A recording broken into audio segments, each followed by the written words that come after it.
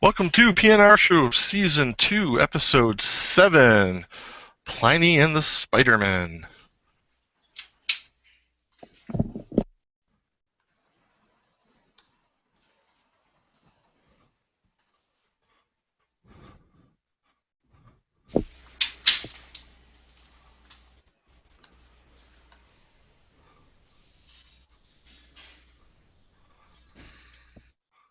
Okay, with any luck, the music's starting to fade now, and I'm going to welcome you all to the show. Welcome to the PNR Show. We are Robless this week, and with yet even more technical difficulties, but I think we're working through them. But without Rob, we don't really know how to introduce the show and get things started, so we're going to just wait for me to pause the music, and then, in theory, this is working really well. Hi, everyone. Hi, Keith. Hi, Jeremy. Hello, Gary. We have Gary and Jeremy, our West Coast contributors. Jeremy, we did not expect to have tonight. He rushed back from, where were you? I was in Modesto. Modesto, California, busy performing surgery on his mother-in-law. Somebody's got to do it. And made it in time for the show. Last-minute edition. We thought it was just going to be me and Gary and I had planned to do Pliney the Elder, the only beer, the most perfect beer to do without Rob. Absolutely. We can only do it without Rob. We really can. We had to take advantage of Rob not being here to do this beer because Rob absolutely hates it. This may be a rare event on the show. It may be a perfect score beer. Yeah, that is possible. This could be the first unsullied IPA since we started. Poor Rob. Poor Rob. Rob is in Texas, but home with strep throat. So. Yeah, he's not feeling too well. He even sounded really bad over the chat room. So. Yeah, in text he sounded horrible. All scratchy and coughing, the poor guy. Yeah. So feel better, Rob. Maybe next week you can join us for the catastrophe of technical issues that we've been ever since we joined Alpha Geek Radio. Yep. And thanks. We're a shining star example of their programming. That's right. And thanks to Alpha Geek Radio for putting us on, and thank you for all you Alpha Geek Radio listeners. If you want to check out Alpha Geek Radio, if you're just listening to this on YouTube or on our regular feed, and you want to check us out live on Alpha Geek Radio or any of the other shows they have, tunein.alphageekradio.com has not only the schedules, but a list of devices you can use to catch this thing on. You can catch this thing on almost anything. We got Roku players, you got Apple TVs, your cell phone, your tablet, your computer. There's apps and websites for everything. So you have no excuses anymore. Come listen and play with us live. Yes, do that. So with that, let's push on to the beer, which is why we're here. This week we are. Yes, Go ahead. I'll show the beer. You talk. No, you were talking. No. You were doing great. This week we have Pliney the Elder by Russian River Brewing. This is a beer that Gary and Jeremy introduced me to a few years back, and is now kind of a must-include whenever they ship beers. They have to ship me one of these because you cannot get it on the East Coast. In fact, most of the United States you can't get it, and yet it's consistently rated one of the best craft brews in America. And I happen to think rightly so. It's the West Coast's Heady Topper. If you're listening on the East Coast and you're familiar with Heady Topper, this is the West Coast answer. Yeah. And it's actually even hard to get on the West Coast. I live probably a 20-minute drive from the brewery, and the only way I can get Pliney the Elder these days is to actually drive to the brewery, maybe 25 minutes. It's not in stores. You can't find it in stores in this area. Really? So, yeah. Man, it smells so good. I'm just smelling it out of the bottle. And it's got that nice combination of pine and citrus hop nose that's, at this point, because I'm so used to it, makes my mouth water. It's such a classic IPA. I mean, if you're going to do... Now, is this an Imperial IPA or no? This is just a regular. It's a double IPA. It's a double. So it is a double. So, and this is the way all doubles should be, and I think a lot of them strive to be. What's your bottled on date, Keith? What's my bottled on date? Let's It's see. on this side of the label. I've got a 120314. That's the same one I've got. Yeah, I think yours came out of the box. Yeah, it came out of the last box you sent, Jeremy. Yeah.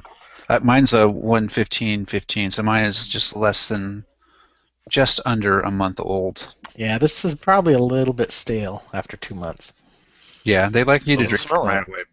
Still smells I was saving mine for a special occasion, but now I can't think of any better special occasion than Rob not being on the show to drink Pliney with you guys. Drinking a Pliney is a special occasion. It That is. is its own event. Look at that. I got a nice head going on mine. I know. This Yeah, is perfect. isn't that beautiful? Perfect for this glass. Oh, you got your Russian River glass. Just I was thinking. All right, guys. All right. Prost. Cheers.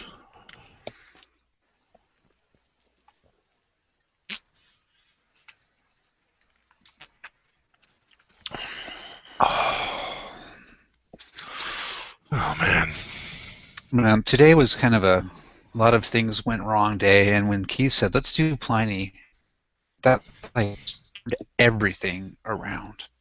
Yeah, I don't know why I didn't think of it sooner. It just occurred to me. I had actually texted you that on the way home. I'm typing on my iPad while driving on the highway. Wait, I have a Pliney in the fridge. That's awesome. And it made my day too. I was like, when I remembered it, I'm like, oh yes, let's do Pliney on the show. It's not a beer that we normally think of as a last-minute New York beer. No, we got lucky on this one. All right, I'm going to start this off. We'll let Keith finish up since it's such a special deal for him. I don't want to say this is the perfect IPA because I don't think there's such a thing, but if there was one, this is probably it. This is an easy 10 out of 10 rating on our scale. Russian River has nailed the hop blend in this is just amazing. They I don't know how they figured it out, but they got it, and it hasn't been replicated in any other beer. I don't want to say it's the best beer out there because there's a lot of really, really good beers, and everything's a matter of opinion. But for my money, this is the IPA that I would drink if there was no other IPA. If I only had one to drink, this would be it without question. Not even a hesitation that I would pick Pliney the Elder. It's a perfect 10 beer. I can't add much to that. It's one of the best beers you can buy, in my opinion. It's everything a double IPA should be. It's pine, it's citrus, it's a nicely balanced malt flavor with all that citrus and hop and pine flavor. It's great. This is a couple of months old now and definitely not as flavorful as it should be. You can tell the hops are starting to fade, but even with that, it is a wonderful beer. 10 out of 10, easy.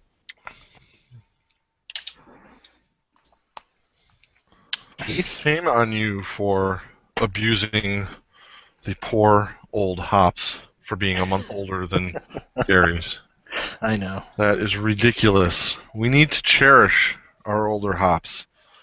We need to celebrate them while they're here and still drinkable.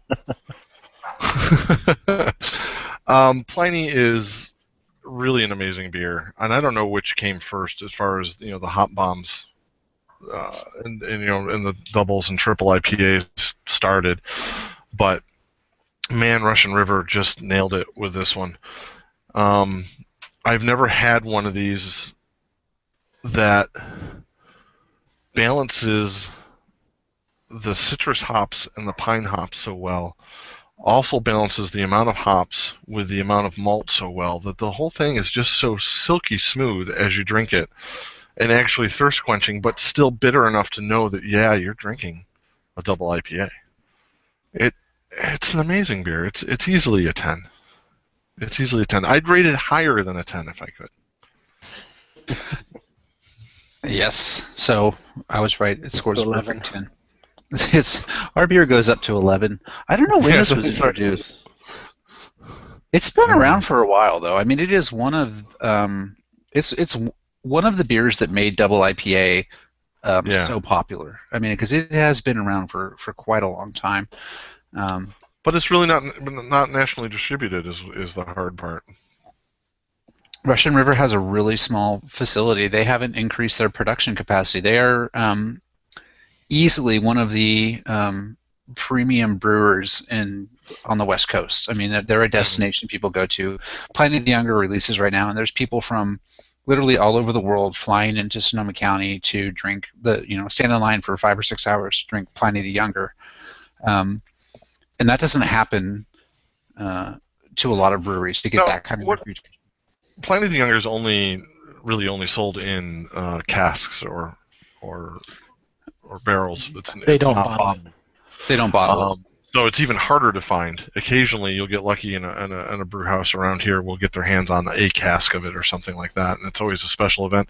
But what is the difference between Pliney the Elder and Pliney the Younger? The Elder is a triple IPA. Younger's a triple. Yeah. And it's about 12.5%, I think, is what they're rating it at this year. And the Pliney the Elder is an 8% beer, so considerably more alcohol. So it looks like Elder was first brewed in 2000. Okay, I mean that sounds about right. He brewed it for a double IPA festival. Yeah, I think it was like San Francisco Beer Week, like right around this time of year that they first introduced it. So it's good that we're drinking it during Beer Week. Well, So hey, we are nothing if not timely. Except for starting the show. So. Well, details. So, it's if you haven't had Pliney the Elder, you are missing out, and it's sad that they're not distributed in a lot of other places, besides I guess just the West Coast. Probably not even that much of the West Coast, because I have friends that live down in Southern California that can't even get it down there. Right. So I don't even know where they distribute it, but man, if you can find it and you can buy a bottle, get one. You cannot go wrong with Pliney the Elder. So, this is I can safely say that the 3 out of 4 people on the Pine of No Return show. That's what we are. Pine of No Return. What are we? Happy Time Magic Hour. Yay! 8%. That's it. That's it. So anyway, 3 out of 4 beer reviewers consider this their most favorite beer of all. And if you're not drinking it, you should find somebody on the West Coast like I did who likes to send you $12 bottle of beer occasionally out of the goodness of their heart and befriend them and do your own show with them, probably. Actually, it's only like a $6 bottle of beer. You can't have mine, though. These ones are mine. Yeah. And they do limit how much you can buy at the brewery. You can buy, I think, 2 12-packs. Is it 2 now? I think it's 2. Anyway, there is a limit. So, but Pliney the Younger. One of these days, I'm going to get to try some of the other Russian River brewers. We've had a few of them. We had that sour that Jeremy likes on the show a long time ago. On Happy Time Magic Hour. In fact, I still got the bottle around here. That was a fantastic beer. Yeah, Supplication is awesome. And we did Damnation once on the old show too. Oh yeah, I got that bottle here too. So, and there's Supplication. So someday I'm going to get some of the other ones out there. But I got stuck on this one when you sent it to me. It's just. So Blind Pig is their single IPA, and it's as a single IPA, it is excellent. Really? So that it is worth having. But the double just kind of kicks it up a notch. So Pliney's my first choice, but as a single IPA, Blind Pig is definitely up there in the top, probably 3 or 4 beers that you can get for a single IPA. So if any of the staff, or if they are, whoever of the staff at Russian River is listening tonight, I assume you all are. We'd love to do a few of your other beers. That's right. Send us a sampler pack. We'd love that. Oh my and we'll keep talking about your beer. And it's actually funny. It is almost sad that Rob's not here because Rob has such wonderful ways to describe how he hates Pliney. He does. You know? He's had it. He's had it one time, and almost made him physically ill to drink it. Yeah. It's just, Rob's IPA reviews really are some of the high points of this show. yeah. Yeah. They are Anytime we beautiful. give him something sour or bitter or something, he just Yeah. his creative juices flow. We'll just leave it at that. So next week, hopefully, I'll be able to report on Pliney the Younger for this year because I'm planning on going to Ugh. wait in line for that. So I'll let you know how it goes. Hoping that it's not like a 6-hour wait, but we'll see. Oh, maybe only 5.5. Yeah, I would be okay with that. So we'll see. And I do think it's worth waiting. People think it's crazy, but if you've ever had it, then you understand. If you've never had it, then you just really can't understand. It's like trying to describe a roller coaster. You can always tell people how fun it is and how great and wonderful it is, but until they've actually ridden it, they have no real concept of what it's like. Yeah.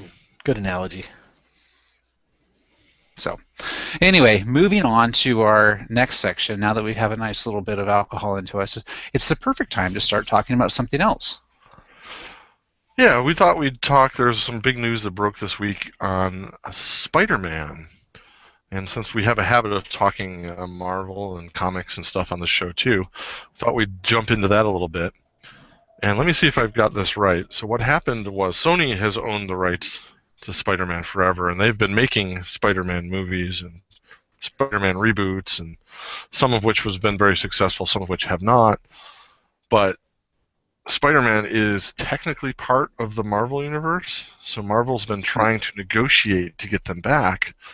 And last we heard, they had failed. Sony wasn't going to release Spider-Man. So in the upcoming Captain America 3 movie, which was going to be Civil War, where a lot of the Marvel superheroes kind of split off and face off against each other, in the comic books, Spider-Man's a central character for that. And it looked like they were going to pivot a little bit and make Black Panther the central character for Civil War, or one of the central pieces of Civil War, instead of Spider-Man, because they didn't have the rights to him. Yeah. But all of a sudden, at like midnight on Monday night or Sunday night or something, all of a sudden, in a very quiet press release, they announced that they had struck a deal with Sony. They would be getting the rights to Spider-Man, future movies, in addition to cameo appearances and other things. So it seems Spider-Man is back. So yeah, they frame this as Sony and Marvel are going to partner on future Spider-Man movies, because Sony had the rights to the Spider-Man movies from before Marvel was purchased by Disney, and they were kind of licensing to whoever wanted to do movies. So that's kind of where the strife came in, because now that Marvel is kind of trying to pull everything all into one, Spider-Man was out there, and with Sony owning the rights because of this deal that was struck, going way, way back to before Tobey Maguire was Spider-Man.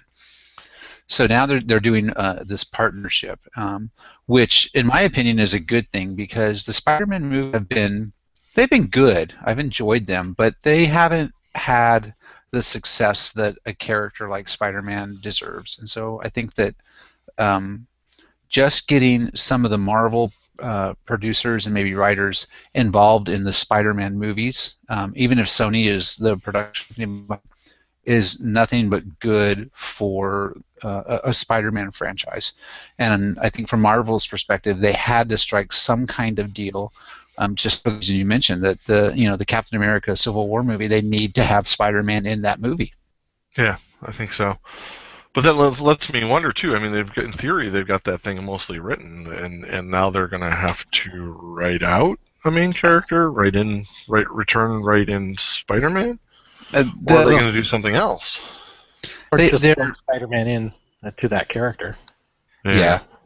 They probably just substituted Black Panther or whoever in for what Spider-Man would kind of be doing in those pivotal sequences. But it shouldn't be too big of a deal for them to figure out what they're doing. So I linked to an article that in the notes that we should include when we publish the show notes. That is, what site is this from? Digital Trends, talking about why fans should worry about a Spider-Man movie swinging into Marvel's movieverse. For those of you keeping track about how successful Marvel has been in their movieverse compared to Spider-Man, Marvel's kicking some serious ass in terms of Oh, making yeah. movies. There's, one of the points they make is that Spider-Man can't afford to have a bad movie made. And Marvel is going to at some point Marvel can't afford to make a bad movie, and they're worried that the Spider-Man is somehow going to be a bad movie, which leads me to believe that they hadn't seen the last Iron Man movie, because that was not a good movie. So Marvel has done bad movies. Wolverine, I have the Wolverine collection right here, and if you've seen all of those movies, they don't always hit the mark. But it doesn't hurt the franchise and it doesn't hurt the business because they have such great success with the whole Avengers universe. And I think they pulling they can afford a bad movie here and there. Yeah, they can afford a bad movie here and there. And they don't always have to be blockbusters like the Avengers or Guardians of the Galaxy to be successful. What they need for Spider-Man is to make good Spider-Man movies. I think with Marvel behind the wheel, though, you're not going to have anything but a blockbuster right now. Yeah. I mean, they could have something that's not up to the same level, but and still be a blockbuster. The other point that they make is that what this is likely going to lead to is the third reboot of the Spider-Man movies. Because we've already had Tobey Maguire and Andrew Garfield play Spider-Man, and they rebooted with each actor starting. So they're talking about how are they going to blend Spider-Man into the Avengers world and not do a reboot. So it's sort of looking like they have to. Honestly, not make it just another origin movie, right? Yeah. Right. Yeah. I mean, here's the thing, though. One, if there's one origin story everybody knows, it's Spider-Man's. It's Batman. Oh, wait. Sorry. Or Batman's, yeah. I mean, at this point... Maybe Superman. You're missing my point. But yes, your point is well made. But so we don't really need to. And if the first thing he's going to appear in it is Captain America 3, that's probably going to come out before the next Spider-Man movie. So he's going to come in cold, right? And that's okay, isn't it? Maybe, I don't know, because I don't know what the timeline is on Spider-Man movies. I don't know if they're gonna try to squeeze it into before Captain America 3. I don't know when Captain America 3 is coming out. Probably not for another 3 or 4 years. I mean, the way Marvel's. No, I think it's going to be not 2015, but I think it's planned for 2016, isn't it? Well, I don't know. We can look it up right now. If only we had the internet. Only if we had the internet. So I think that 2016. So we're a year. We're probably. You're not going to be able to squeeze a Spider-Man movie in before then. Probably not. So I thought that Andrew Garfield, who was the last Spider-Man, did a really good job of playing Spider-Man. It was kind of a different take, just kind of like more of a teenager kind of feeling, not really caring too much. A modern take on Peter Parker, younger Peter Parker character. And I thought he did a good job. So I'm kind of interested to see if they're going to try to keep him playing Spider-Man, and if he'll be in Captain America 3, or if they're going to come up with an entirely new actor to play Spider-Man for those movies. No one cares. Okay. Well, I'm kind of curious. This is something that I heard on another show today.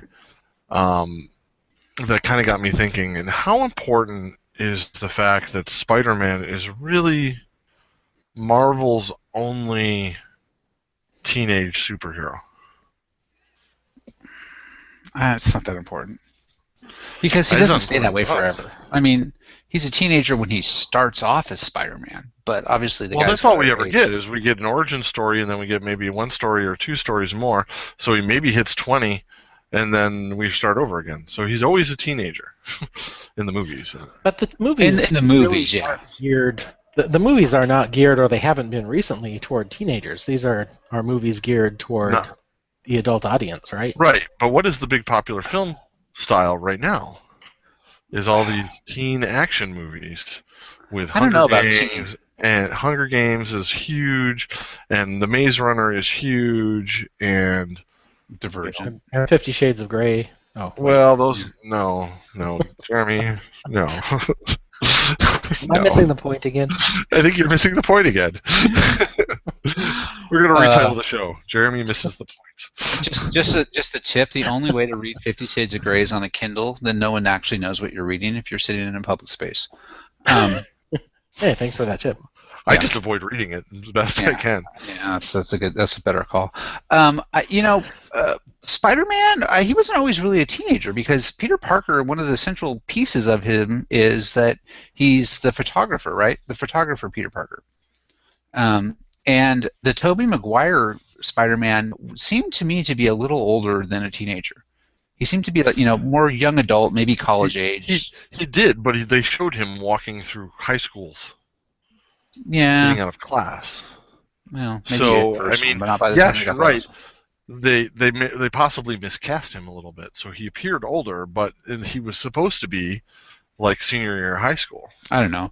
I mean, if you're following the comic books or you grew up with the Spider-Man cartoons like we did, he gets out of being a teenager. He's making adult choices. And okay, so assuming that's not that important, which I kind of think it might be to them to bring some teen influence in, but let's assume for the sake of argument it's not.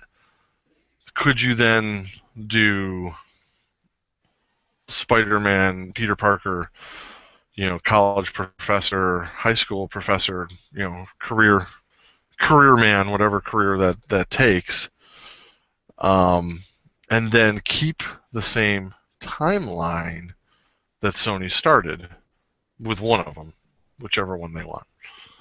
They'd have to do it with the last movie. Yeah, that would make most sense.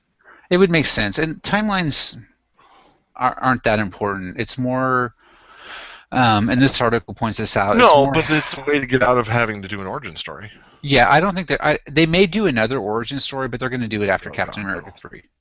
I don't want another origin story. I don't know. I mean, they may not need to do another origin story.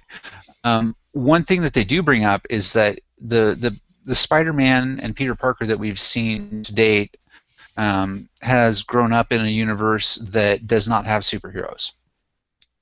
But if you pull him into Captain America 3, then Spider-Man, Peter Parker, would have lived in a New York that did know about superheroes.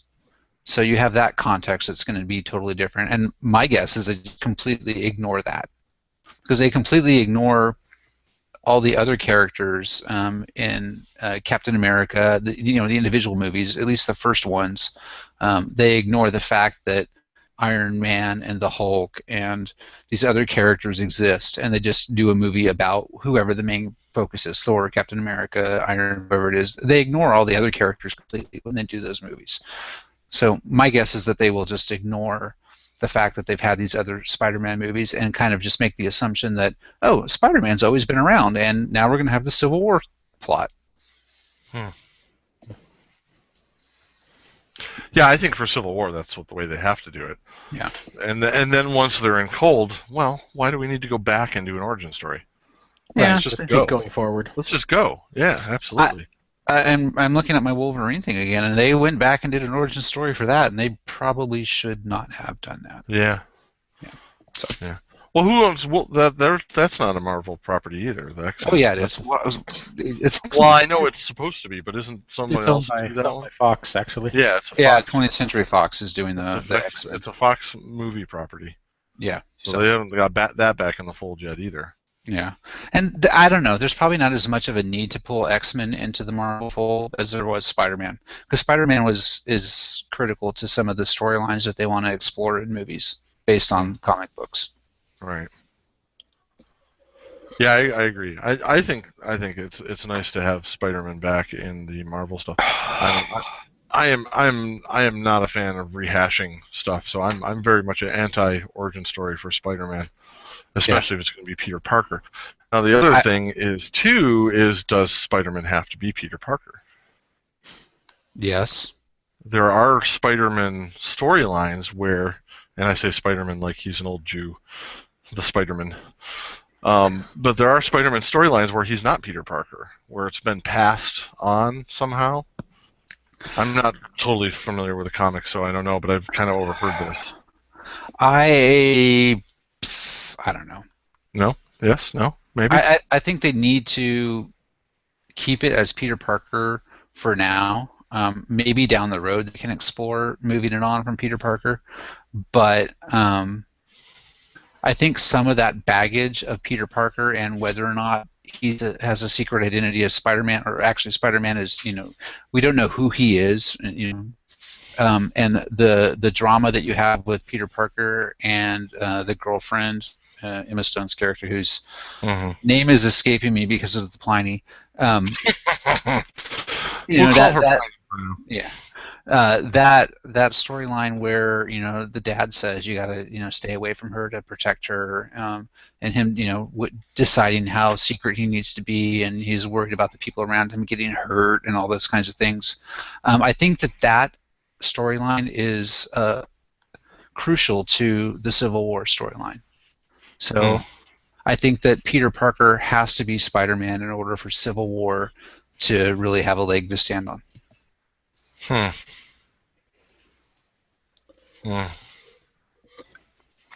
don't follow enough of this stuff, but I'd like to.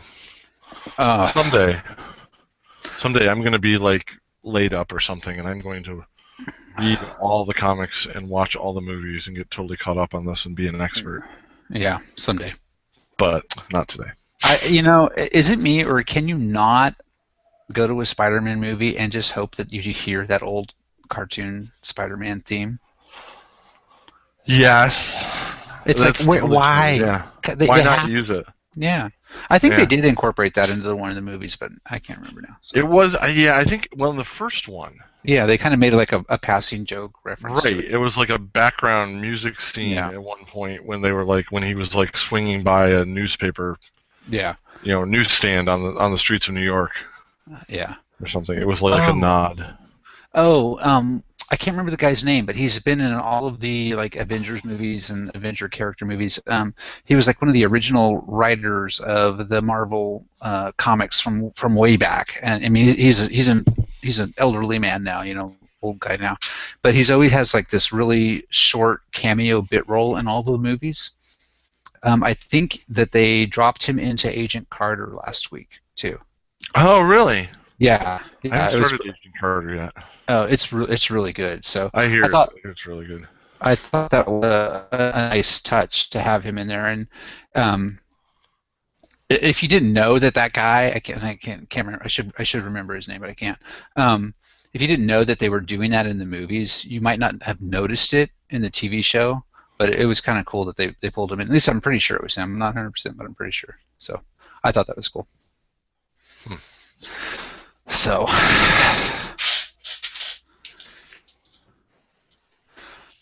anyway, enough about the Spider-Man, which should be hyphenated, by the way, Keith. The Spider-Man? Yeah. What did I do? I wrote it all in one word? Yeah, you did. That's okay. It's not like you have credibility. I'll blame the Pliny.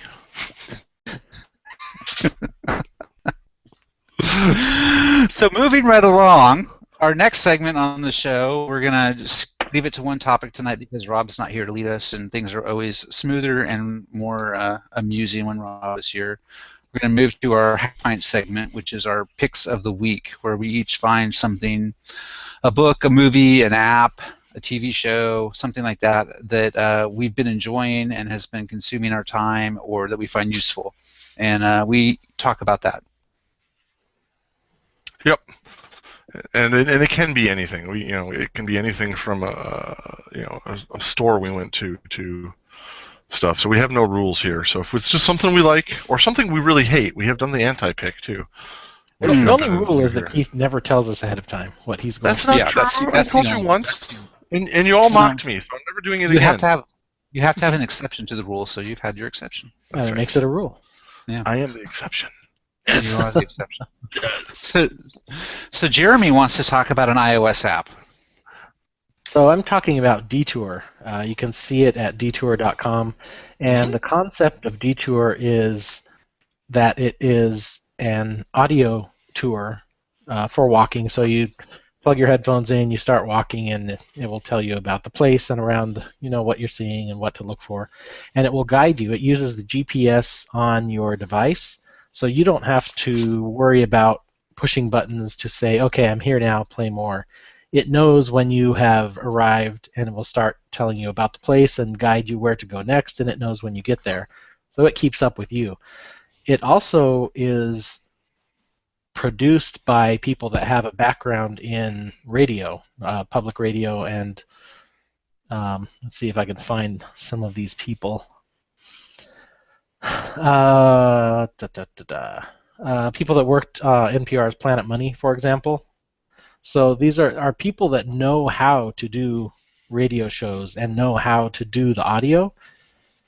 In addition to that, the stories are told by people who know about the place that they're talking about. So, for example, there's one in Fisherman's Wharf of San Francisco, which is somewhere you don't want to go unless you're a tourist and you have to go there once. Yeah.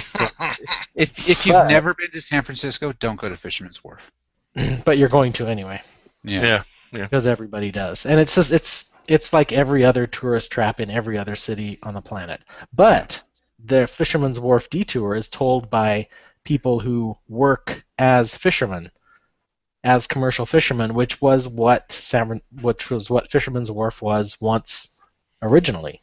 So told by people who know the area, who can actually tell the story, and produced by people who know how to produce radio. It's really a neat concept, and it sounds like what they're going for is to make it an open platform so everybody can tell their stories using their platform.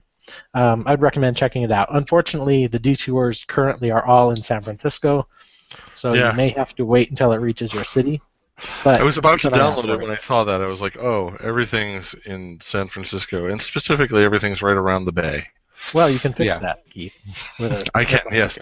My dulcet tones. I will take you on a virtual audio tour of lovely Webster. Look for that coming soon to Detour. This is kind of cool because, I mean, if you've been to some, museums or kind of these tourist attractions like in Alcatraz or, other places, national parks, these where they have those like audio tours that you can rent, right? And you walk around and you listen. When I went to Alcatraz, I just remember seeing all these people walk around with these, gross headphones that 3 million other people have worn, and they're all holding their little thing, and they're listening to the audio tour of this. And I mean, you'll see these at other, all over the place, all over the country, all over the world. They have these.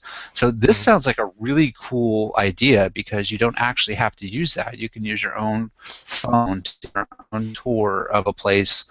And you can turn it off when you want and not feel bad because it's not like you're renting it. You go, okay, well, I got the the Fisherman's Wharf thing. Now I'm going to turn it off, and I don't need to hear anymore. I'm going to do my own thing. So that sounds awesome, actually. Yeah, I'm looking forward to seeing where they go. Brilliant. The concept is brilliant, but I want enough locations and tours to be in there that pretty much anywhere I am, I want to be able to pick up something that starts within a few blocks and do it. Right. And they'll get there. Way from that now, and I don't know if it'll ever get there because I mean, I can see this getting to the point where it's done San Francisco and New York and Chicago, and New Orleans, maybe Miami, Austin, very popular touristy places. Is it ever going to get to like Rochester or Petaluma? Well, if it takes off, their vision is that it's open and anybody can share their own vision of their place. So the question would be, is there somebody who's willing to tell a story about that place? And I don't know, are you willing to tell a story about Rochester? Is there a place you could walk people around? I don't know probably enough to do it myself, but if someone needs a voice, I would be happy to. What? So yes, down the street from me, like a few blocks away, there's a historical museum, or Petaluma Historical Museum, and where they have both chickens and eggs. They do. What I could see is organizations like that, and it's all volunteers. There's people that have been around town forever, and they do these walking tours of the the historical homes and buildings in town. I could see this catching on with groups like that, and you may actually have walking tours of a lot of places. It's going to take a while, but if they could get on board with the historical societies of local areas, I could easily see this taking off and being something that literally wherever you go, you could pull up this app and you'll find some kind of historical thing, because everywhere I've traveled, there is some kind of local museum, and sure. there are people there that are really into their local history. Doesn't matter where it is, you'll find these people, and they will tell these stories. And this could be something too that where you make a 99-cent contribution to whatever it is to download that app. You do it through iTunes, and you buy that tour so that you can do it, and 70% of the money goes back to the museum, and that is a cool thing. And if volunteers get into that as a way of both fundraising and providing knowledge about their product, their history, I can see it taking off. I really can. And this would be great Kickstarter projects. Yeah. For communities, like community-based, like a Kickstarter type thing, where they say, hey, we're trying to raise a couple of grand to do audio production to tell these 5 stories to include in this app. You almost could do it, though. I mean, if you told the stories and just put it up, and it was $1.99 to download as an in-app purchase. Yeah, I think they'd probably pay for itself real quick. But one of the things that's in Rochester that we do, and they probably do this in other places too, but in the fall in Rochester, in certain neighborhoods downtown, they do what's called a ghost walk, where we go from place to place as part of a tour, and on these front porches of people's houses, they tell true stories of like horrific deaths and mysteries and stuff that have actually happened here in Rochester, and it's fascinating, and we try to go every year.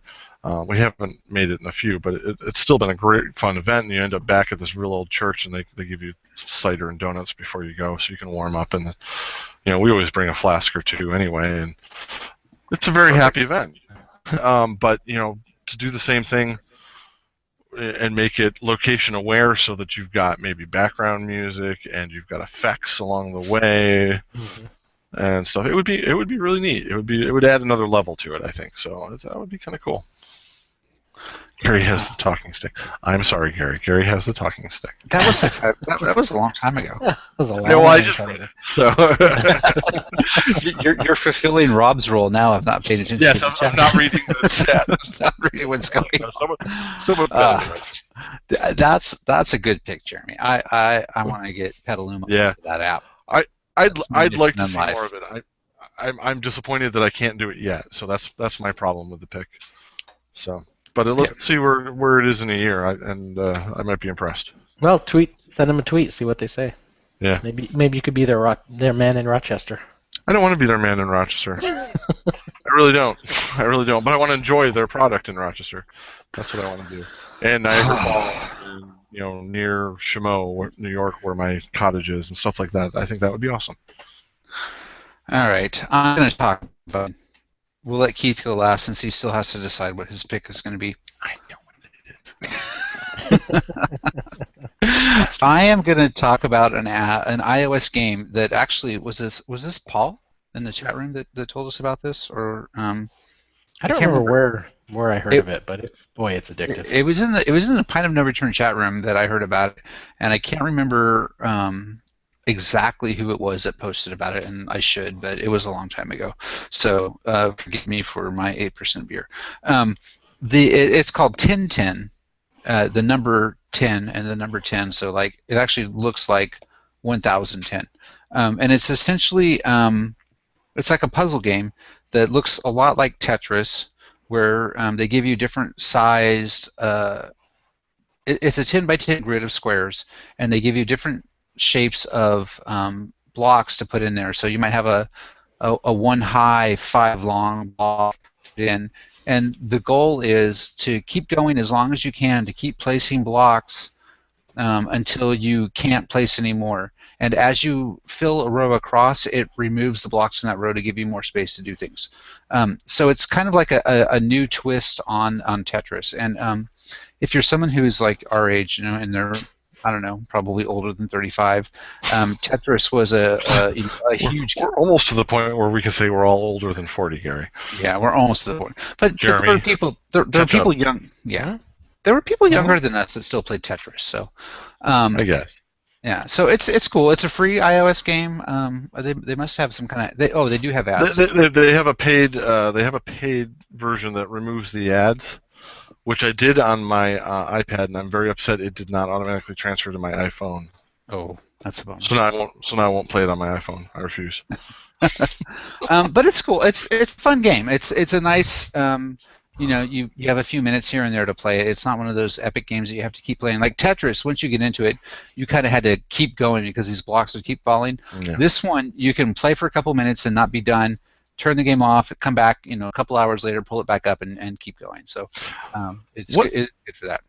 What I like about the game is there's a surprising amount of strategy in it because they give you 3 blocks at a time, and you have to place all 3 blocks before you get more. Right. So if there's one block that doesn't fit, you have to figure out how to make the other 2 clear enough away to make that 3rd block fit, or you're done. Yeah. It's over, man. What's your high score? I'm just out of curiosity. Oh, let me look. My score is 45.96 is my high score, so not very high. I think I'm in the 3s myself. Yeah. So I'm at 5,000. Where is it?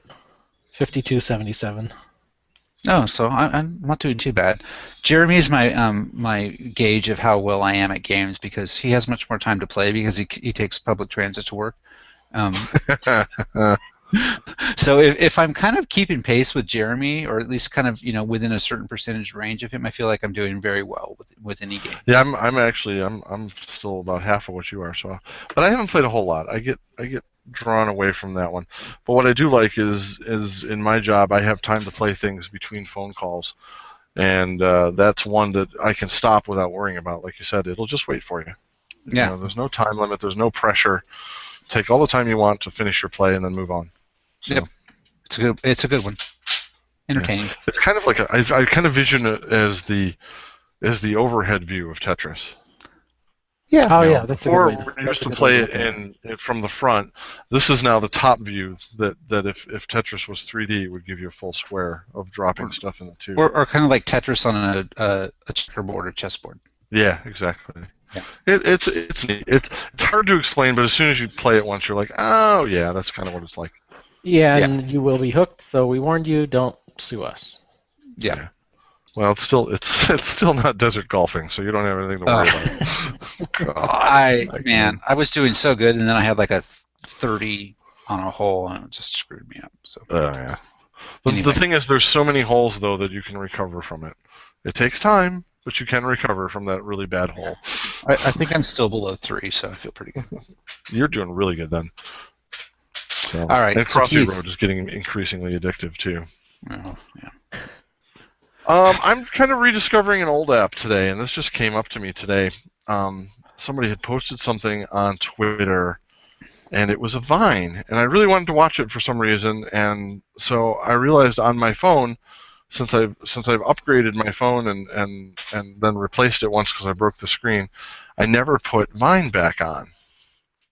So I re-downloaded Vine, and I was looking at the video I wanted to look at, and it was cute, little repeating video, and I chuckled. And then because I had a Vine account before, and I used to post things to it, I hit my the little profile button to see what my profile looked like, see if it needed any updating, and it started showing me my old Vines, and they were from a year or so ago, and a lot of them of my little girl, my 3-year-old, which was then just a 2-year-old.